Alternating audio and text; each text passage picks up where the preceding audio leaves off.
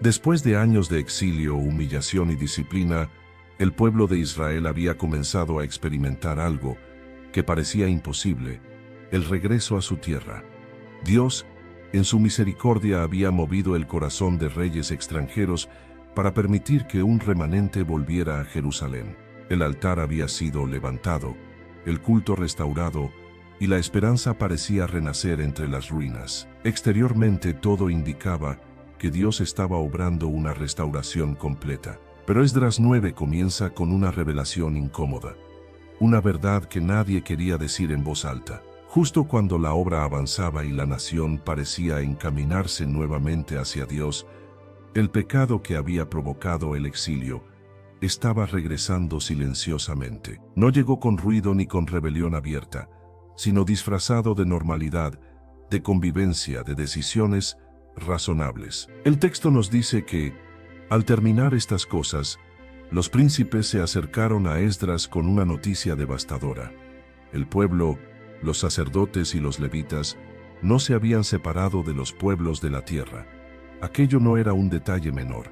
Era la misma raíz espiritual que había contaminado a Israel generación tras generación, la mezcla con prácticas ajenas a la voluntad de Dios.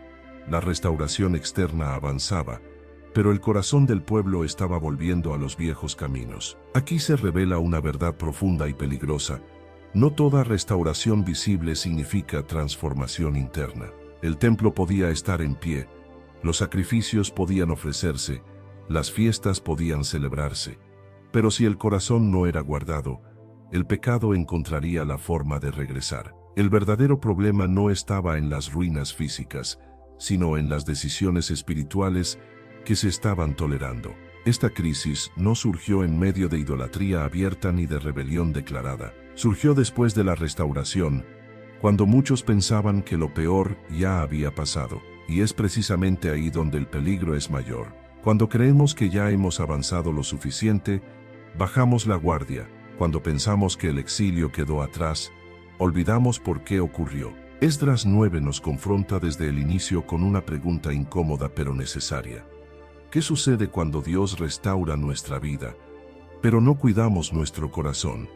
¿Qué pasa cuando celebramos lo que Dios hizo ayer, pero descuidamos la obediencia hoy? La historia demuestra que el pecado no siempre entra como una tormenta.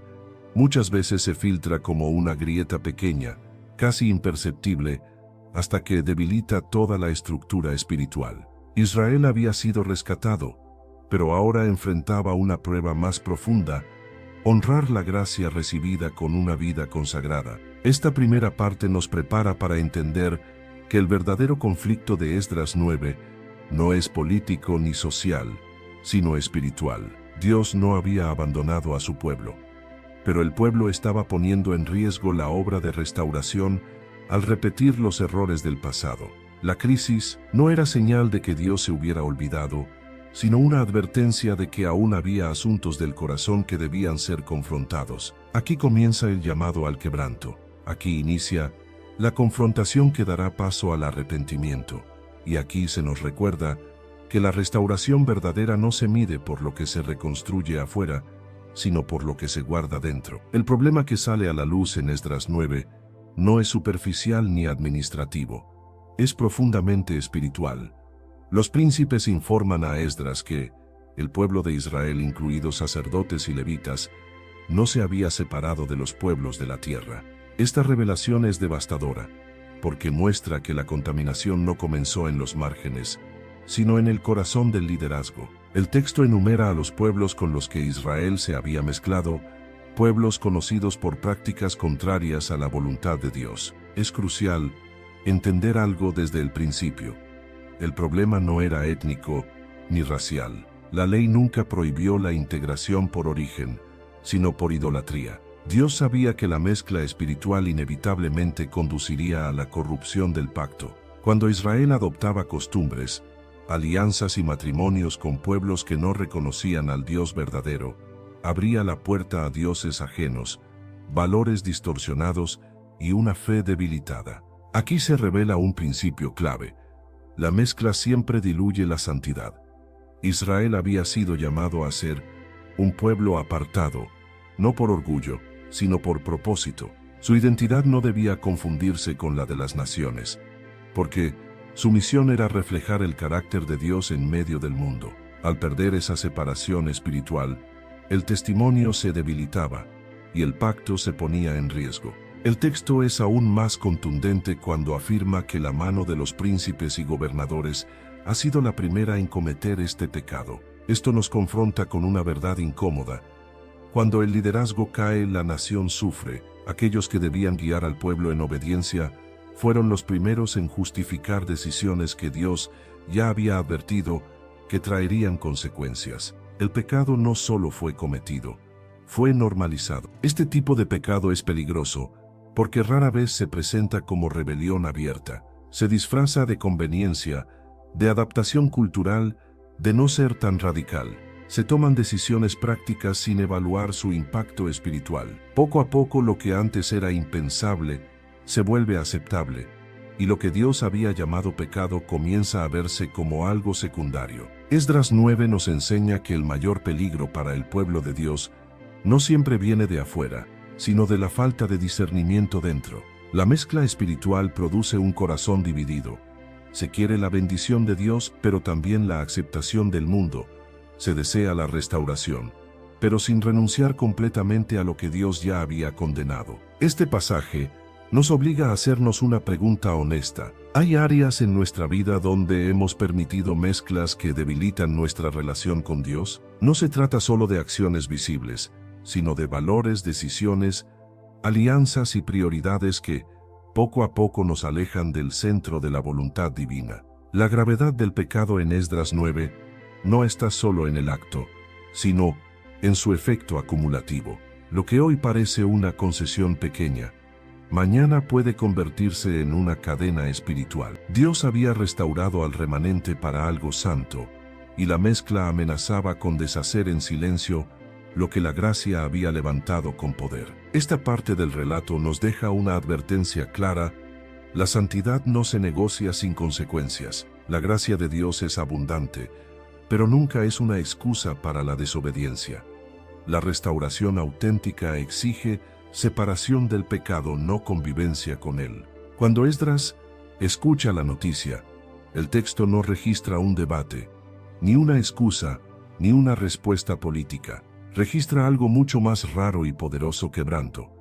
Cuando oí esto, rasgué mi vestido y mi manto, y arranqué pelo de mi cabeza y de mi barba, y me senté angustiado en extremo. Esta reacción no es exagerada ni teatral, es profundamente espiritual. En la cultura bíblica, rasgarse los vestidos era una señal pública de dolor, duelo y humillación. Pero Esdras va más allá. Se arranca el cabello y se sienta consternado, incapaz de continuar como si nada hubiera pasado. La restauración del pueblo está en peligro, y su corazón lo percibe con claridad. Aquí se manifiesta una diferencia que atraviesa toda la Escritura. Hay quienes ven el pecado y lo minimizan, y hay quienes lo ven y se quiebran porque entienden lo que representa delante de Dios. Esdras no está reaccionando solo ante una falta moral, está reaccionando ante una ruptura del pacto. Él sabe que el exilio no fue un accidente histórico, sino la consecuencia de una desobediencia prolongada. Dios había mostrado misericordia al permitir el regreso, y ahora, en el momento más delicado de la restauración, el pueblo estaba repitiendo la raíz del desastre. Por eso su dolor es santo. No nace del miedo al castigo, sino del entendimiento de que la gracia estaba siendo despreciada. Esdras no se posiciona como juez, sino como intercesor. No habla de ellos, sino que asume la carga espiritual como propia, porque comprende que el pecado del pueblo no es un problema ajeno, sino una amenaza colectiva. Este es el sello del verdadero liderazgo espiritual. El que teme a Dios no se acostumbra al pecado, no lo justifica, no lo maquilla ni lo normaliza. Cuando el pueblo pierde el dolor por el pecado, se vuelve vulnerable. El pecado que no duele es el que se repite, y el que se repite termina convirtiéndose en cultura. Esdras, en cambio, conserva un corazón sensible. Esa sensibilidad no es debilidad, es señal de intimidad con Dios. Solo quien ha visto la santidad divina con claridad puede percibir la gravedad del pecado, quien trata a Dios con ligereza e inevitable. They always tell you there's a catch, a compromise, an asterisk. Terms apply. See store for details. Maybe less than advertised. May vary by mood. Probably. Sprite Zero Sugar? It's different. It's the lemon lime flavored refreshment you want with zero sugar. So, no fast voice? No caveats. Just refreshment. This is Sprite Zero Sugar. Obey your thirst. This episode is brought to you by Greenlight. Get this. Adults with financial literacy skills have 82% more wealth than those who don't. From swimming lessons to piano classes, us parents invest in so many things to enrich our kids' lives. But are we investing in their future financial success? With Greenlight, you can teach your kids financial literacy skills like earning, saving, and investing. And this investment costs less than that after-school treat. Start prioritizing their financial education and future today with a risk-free trial at greenlight.com/Spotify. Greenlight.com/Spotify. Probablemente tratará el pecado como algo pequeño. Entonces, ocurre algo decisivo. El texto dice que se reunieron con Esdras todos los que temían las palabras del Dios de Israel. El quebranto de un hombre comienza a atraer a otros corazones sensibles. Siempre hay un remanente que no se acomoda, que no se adapta, que aún tiembla ante la palabra. El arrepentimiento verdadero comienza cuando alguien se atreve a sentir lo que otros han dejado de sentir. El dolor de Esdras se convierte en un punto de reunión espiritual, despertando a quienes aún no quieren perder la presencia de Dios. Esdras no actúa de inmediato, se sienta consternado, permanece en ese estado, no corre a hablar, no improvisa soluciones, no responde desde la emoción. Comprende que hay dolores que deben ser sostenidos en silencio antes de convertirse en oración. Ese silencio no es pasividad, es preparación. Dios ya está obrando, no a través de ruido, sino a través de un corazón roto. Aquí queda establecido algo fundamental. El problema del pueblo era grave, pero Dios ya estaba preparando la restauración comenzando por un líder quebrantado. Porque cuando Dios decide sanar de verdad, casi siempre empieza así, no con estrategias humanas, sino con un corazón que no puede tolerar la desobediencia delante de Él. Después de escuchar la noticia y quebrantarse, Esdras permanece sentado consternado. A su alrededor comienzan a reunirse aquellos que aún temían las palabras del Dios de Israel. El texto dice que estuvo muy angustiado hasta la hora del sacrificio de la tarde. Esa frase, breve pero cargada de significado, revela que Esdras no reaccionó impulsivamente ni buscó una solución inmediata. Eligió el silencio, no porque no le importara, sino porque comprendía que aquella crisis no podía resolverse con palabras humanas. El pecado había alcanzado un nivel que exigía algo más profundo: volver al altar. Ese silencio no fue vacío ni pasivo, fue un silencio lleno de peso espiritual. Esdras permitió que el dolor madurara, que la gravedad del pecado se asentara en su corazón. Entendía que no toda herida se sana rápidamente, y que no toda oración nace del ruido. Algunas nacen del temblor interior que solo se forma cuando el corazón se detiene delante de Dios. Permanecer en silencio hasta la hora del sacrificio significaba esperar el momento que recordaba al pueblo que su relación con Dios no se sostenía por costumbre, sino por expiación, obediencia y pacto. Cuando llega la hora del sacrificio de la tarde, Esdras se levanta de su aflicción, rasga nuevamente su vestido y su manto, se arrodilla y extiende sus manos al Señor. Ese gesto no es simbólico ni automático, es una declaración del alma. Esdras no se levanta para acusar, ni para explicar, ni para defender al pueblo. Se levanta para humillarse. Comprende que la restauración no comienza con autoridad humana, sino con rendición espiritual. Al arrodillarse, reconoce que no hay fuerza suficiente en el hombre para resolver una crisis espiritual, y al extender sus manos, confiesa que solo la misericordia de Dios puede sostener al pueblo. La postura de Esdras revela la postura de su corazón. Antes de hablar, se rinde. Antes de confesar, se somete. Antes de pedir, se humilla, porque sabe que una oración verdadera no puede nacer de un corazón que todavía busca justificarse. El silencio previo fue necesario para evitar una confesión superficial. Permitió que el pecado fuera visto con su verdadero peso y que la santidad de Dios ocupara nuevamente el centro. Esdras entendía que no se puede tratar el pecado con ligereza, ni resolver una crisis espiritual con prisa.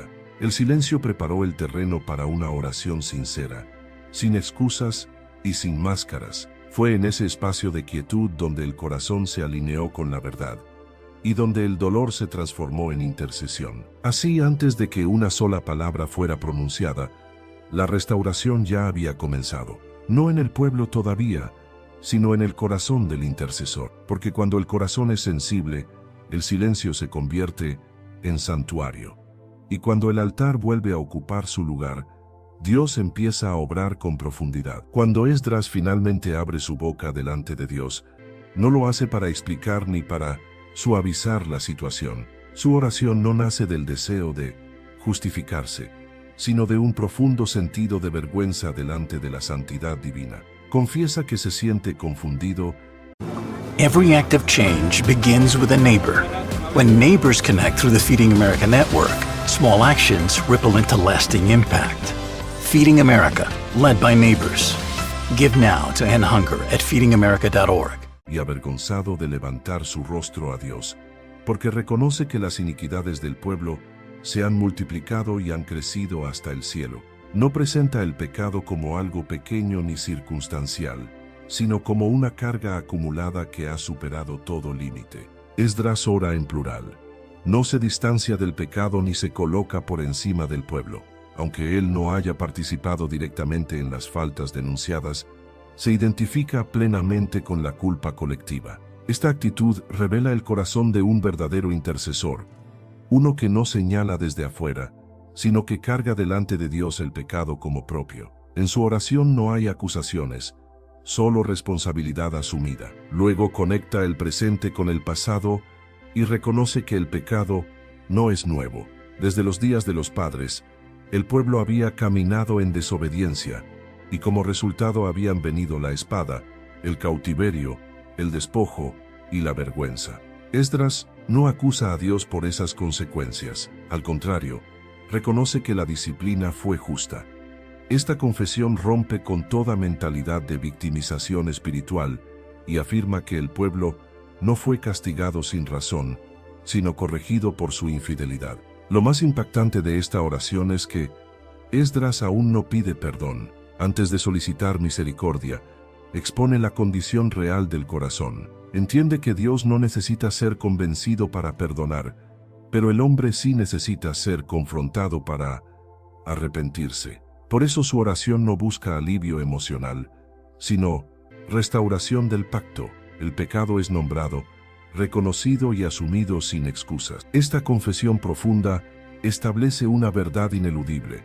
No hay restauración verdadera sin responsabilidad completa.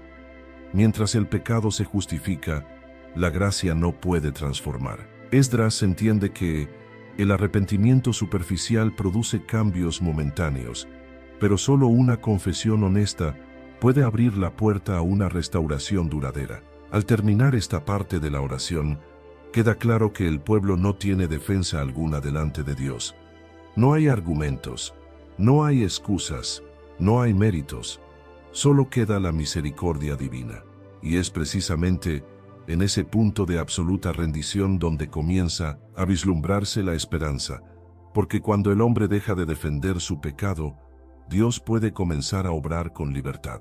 Después de reconocer el pecado sin excusas ni defensas, la oración de Esdras da un giro que revela el corazón misericordioso de Dios. Sin minimizar la gravedad de la desobediencia, Esdras reconoce que, aún así, Dios había mostrado gracia. Declara que, por un breve momento hubo misericordia de parte del Señor, permitiendo que quedara un remanente libre. Esa afirmación no nace del optimismo humano, sino de una comprensión espiritual profunda. Si el pueblo aún estaba allí, si había regreso, si el altar había sido levantado, y si la vida comenzaba a renacer entre las ruinas, no era por fidelidad humana, sino por la fidelidad inquebrantable de Dios. El concepto de remanente se vuelve central. No es un grupo fuerte ni numeroso, sino lo que permanece después del juicio. Es la prueba de que Dios corrige, pero no destruye, disciplina, pero no abandona. La existencia misma del remanente confirma que Dios no había cancelado su propósito ni olvidado su pacto. Esdras reconoce que Dios había puesto al pueblo como un clavo en su santo lugar, una imagen que expresa estabilidad y sostenimiento. El pueblo no se mantenía en pie por su fuerza espiritual, sino porque Dios lo había afirmado nuevamente en su presencia. Esdras también reconoce que, aunque el pueblo seguía en servidumbre, Dios no los había desamparado. Aun bajo dominio extranjero, habían recibido favor delante de reyes poderosos. Esa misericordia no eliminó todas las consecuencias del pecado, pero devolvió la luz, la vida y la esperanza. La restauración no fue completa ni cómoda, pero fue real. Dios les permitió levantar su casa y restaurar sus ruinas, señal inequívoca de que seguía obrando en medio de ellos. Esta parte de la oración no niega el pecado, pero lo coloca frente a una verdad mayor. La gracia de Dios es más grande que la infidelidad humana. Sin embargo, Esdras no usa esa gracia como justificación para relajarse espiritualmente. Al contrario, la presenta como una razón para temblar. La misericordia recibida aumenta la responsabilidad del pueblo. This episode is brought to you by Indeed. Stop waiting around for the perfect candidate. Instead, use Indeed sponsored jobs to find the right people with the right skills fast. It's a simple way to make sure your listing is the first candidates see. According to Indeed data, sponsored jobs have 4 times more applicants than non-sponsored jobs. So go build your dream team today with Indeed. Get a $75 sponsored job credit at Indeed.com/podcast. Terms and conditions apply. Pueblo. Si Dios había sido fiel a pesar de la desobediencia, ¿cómo podrían responder volviendo al mismo pecado? Aquí se establece una verdad fundamental. La gracia no es una licencia para continuar igual, sino una oportunidad para vivir diferente. El remanente no es solo una bendición, es un llamado a la fidelidad. Dios había preservado al pueblo para reconstruir con santidad, no para repetir el ciclo de desobediencia que había llevado al juicio. Este reconocimiento de la misericordia divina se convierte en el punto de equilibrio del capítulo. El pecado es real, la culpa es evidente, pero la esperanza sigue viva. Dios no había terminado con su pueblo. Mientras existiera un remanente sensible, mientras la gracia fuera reconocida y honrada, el propósito de Dios seguiría avanzando. Después de reconocer la misericordia inmerecida de Dios y la existencia del remanente, Esdras no permite que esa gracia se convierta en comodidad espiritual. La conciencia del favor recibido lo lleva a una pregunta que nace del asombro y del temor. ¿Qué puede decir el pueblo después de todo lo que Dios ha hecho, si aún así ha vuelto a abandonar sus mandamientos? Esta pregunta no busca respuesta. Expone la gravedad de la desobediencia cometida después de la restauración. Esdras reconoce que el pueblo no pecó por ignorancia. Dios había hablado con claridad por medio de sus siervos los profetas. Las advertencias estaban escritas, la historia del exilio era conocida y las consecuencias ya habían sido vividas. Aún así, el pueblo volvió a tomar decisiones que Dios había prohibido. Esto revela una verdad dura. Pecar después de haber recibido misericordia no es una simple caída, sino un desprecio a la gracia. La restauración había sido una oportunidad para comenzar de nuevo, pero también un momento de vulnerabilidad. Cuando las ruinas empiezan a levantarse, el corazón corre el riesgo de bajar la guardia. El enemigo no siempre ataca cuando todo va mal, muchas veces ataca cuando parece que todo se está arreglando. Esdras entiende que el peligro no está solo en la caída, sino en la repetición del pecado después de haber sido advertidos. El pueblo había buscado estabilidad, convivencia y aparente prosperidad mediante alianzas que Dios no había aprobado. Lo que parecía conveniente desde una perspectiva humana, resultaba destructivo desde una perspectiva espiritual. Dios no había llamado a su pueblo a sostenerse por estrategias humanas, sino por fidelidad al pacto. La mezcla espiritual no fortalecía al remanente, lo debilitaba silenciosamente. Aquí se establece una advertencia clave. La gracia no anula la obediencia, la exige. Dios no restauró al pueblo para que volviera a los mismos caminos, sino para que viviera de una manera distinta. Volver al pecado después de la restauración agravaba la culpa, porque implicaba ignorar deliberadamente la fidelidad de Dios. Este momento del relato confronta al lector con una verdad incómoda pero necesaria. Recibir gracia aumenta la responsabilidad espiritual. El remanente no existe para repetir ciclos, sino para romperlos. Dios había preservado a su pueblo para reconstruir con santidad, no para adaptarse nuevamente a prácticas que habían traído ruina. La tensión queda clara. Si el pueblo continúa despreciando la gracia recibida, el remanente mismo corre peligro, no porque Dios sea infiel, sino porque la desobediencia persistente endurece el corazón y pone en riesgo el propósito. La pregunta de Esdras sigue resonando. ¿Cómo responder a una misericordia tan grande? Esdras reconoce que, a pesar de la gravedad del pecado del pueblo, Dios no los había castigado conforme a lo que realmente merecían. Esta confesión no intenta suavizar la culpa, sino magnificar la justicia y la misericordia de Dios al mismo tiempo. El exilio, la ruina y la vergüenza nacional no fueron injusticias, sino consecuencias de una desobediencia prolongada, y aún así Dios no los consumió por completo. Les permitió volver, les dio vida y preservó un remanente. La sola existencia del pueblo después del juicio ya era una expresión de gracia. Esdras se hace una pregunta que desnuda la condición humana. ¿Cómo es posible que después de todo lo vivido, el pueblo vuelva a quebrantar los mandamientos del Señor? Pregunta revela la profundidad del quebranto, porque reconoce que la desobediencia no fue accidental ni desconocida, fue una repetición consciente. Wherever Bud goes, his harmonica goes with him. It's a pocket full of soul. Now he's living with prostate cancer. He asked his doctor about Xtandi and enzalutamide. Xtandi 40 milligram tablets treats men with prostate cancer that has spread to other parts of the body and responds to a medical or surgical treatment to lower testosterone. Xtandi may cause serious side effects: seizure, a brain condition called PRES, allergic reactions, heart disease that can lead to death, falls and bone fractures, swallowing problems, or choking that can lead to death. Stop Xtandi and get medical help at once if your face, tongue, lip, or throat start swelling. Tell your doctor at once if you faint, have a seizure, quickly worsening headache, decreased alertness, confusion, vision problems, chest pain or discomfort, or shortness of breath. Xtandi can cause harm to an unborn baby or miscarriage. Use birth control during and 3 months after Xtandi. Common side effects include muscle and joint pain, feeling unusually tired, hot flashes, constipation, less appetite, diarrhea, high blood pressure, bleeding, falls, fractures, and headache.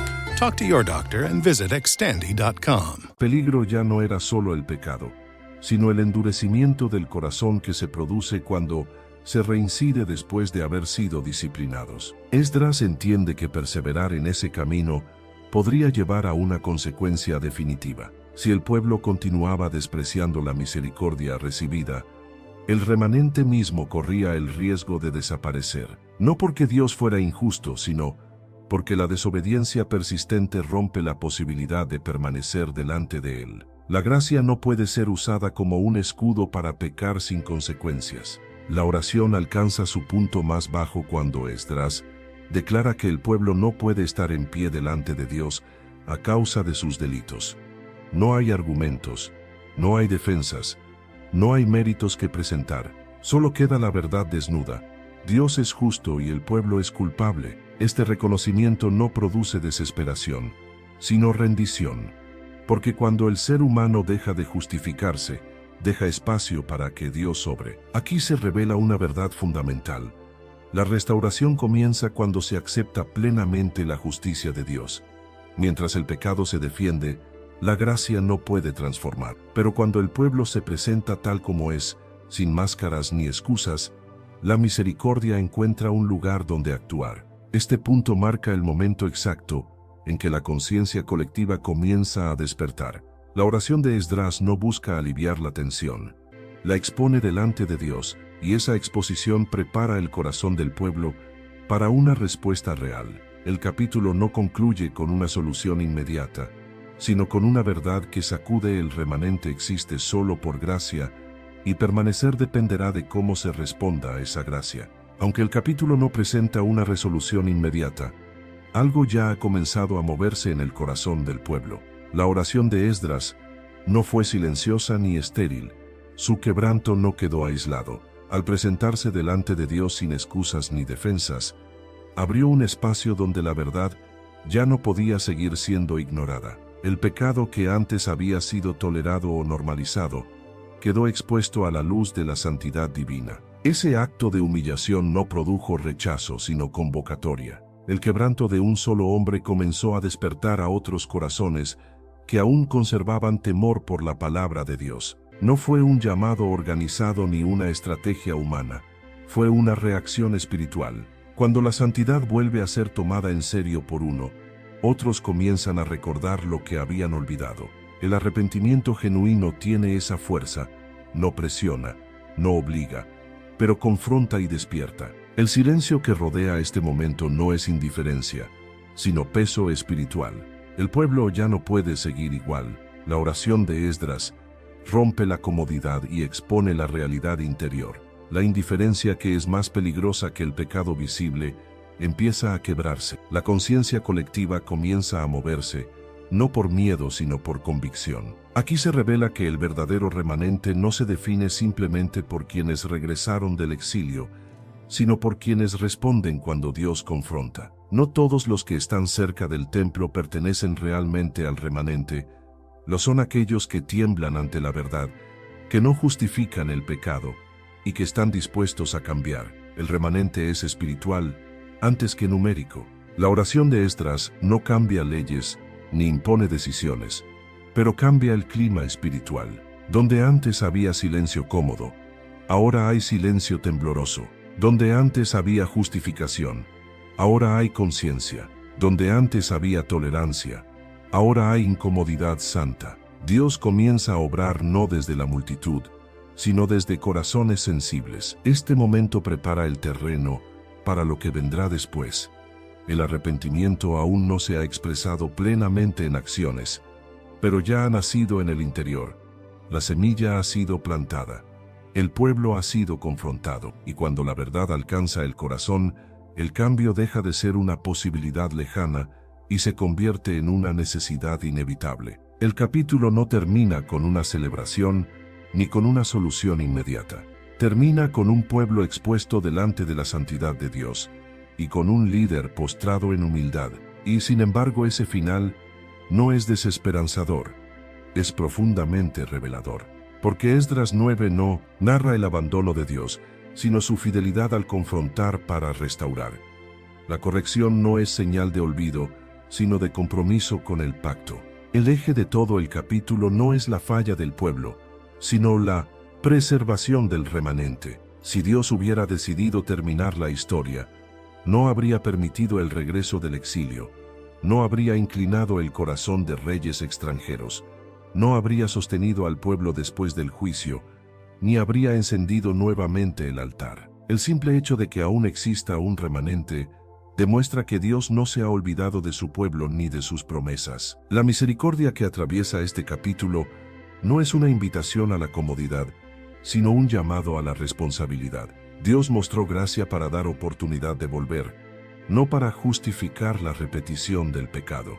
El remanente existe porque Dios es fiel, no porque el pueblo sea perfecto. Y precisamente por eso, esa gracia exige una respuesta sincera. La confesión final de Esdras, al declarar que el pueblo no puede estar en pie delante de Dios por causa de sus delitos, no marca el final del camino, sino el inicio de la restauración verdadera. Cuando el ser humano deja de defenderse, cuando reconoce que no tiene argumentos ni méritos, se abre el espacio donde la misericordia puede obrar con poder. La rendición es el punto donde Dios comienza a reconstruir. Este capítulo enseña que la restauración auténtica no empieza en lo externo, sino en lo interno. No se mide por muros levantados ni por rituales restaurados, sino por corazones quebrantados que vuelven a temer la palabra de Dios. Mientras haya sensibilidad espiritual, hay esperanza. Mientras haya arrepentimiento genuino, hay futuro. Mientras exista un remanente que tiemble delante de Dios, Él sigue obrando. El mensaje final permanece claro y firme. Dios no se ha olvidado. No se olvidó cuando disciplinó, no se olvidó cuando preservó, y no se olvida cuando confronta. La presencia del remanente es la evidencia viva de su fidelidad. La historia aún no ha terminado, porque Dios sigue llamando corrigiendo y restaurando a quienes responden a su voz. Si buscas crecer en tu conocimiento de la palabra de Dios y profundizar en tus estudios bíblicos, te invitamos a suscribirte a nuestro canal, Sabiduría Bíblica. Aquí encontrarás reflexiones profundas, estudios bíblicos detallados y enseñanzas para fortalecer tu fe. No olvides darle clic a la campanita para no perderte ningún contenido, y si este mensaje ha sido de bendición para ti, compártelo con otros para que también puedan crecer espiritualmente. Únete a nuestra comunidad y sigue avanzando en tu caminar con Dios.